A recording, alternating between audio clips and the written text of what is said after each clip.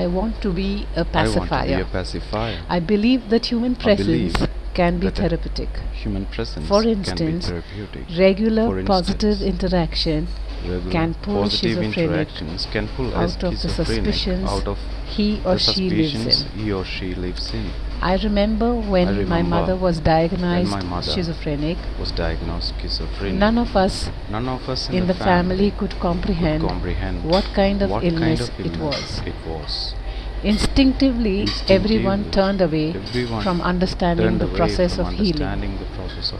My mother then left India for Canada as my father had a new business opening there. This new home was suspended in silence. Within and outside, there was no sound. I was worried as she would have to live days, months, and years within that void.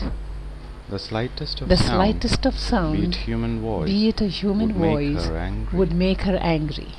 Somewhere I knew that this kind of stillness will increase the feeling of nothingness within her.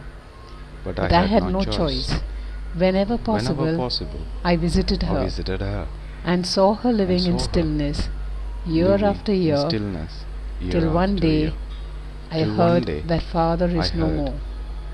He had committed suicide. I decided to bring her back to India. I had a strong belief that human interaction involving speech could be of great help in such situations.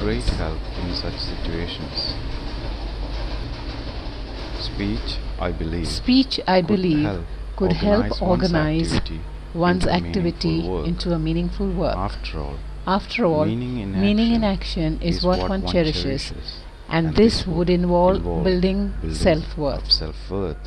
The first step for such an action is the recognition of an invisible anger which becomes visible with varying intensity from time to time.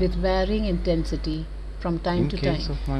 In case of my mother, the anger had precipitated, leaving its roots like knots that create a memory of a time left far behind. I would say still erupting in our neurons and microneurons, recalling the time, the present moment.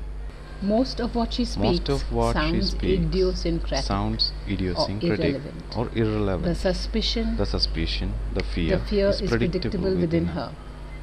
It is a kind of unseen chaos within her.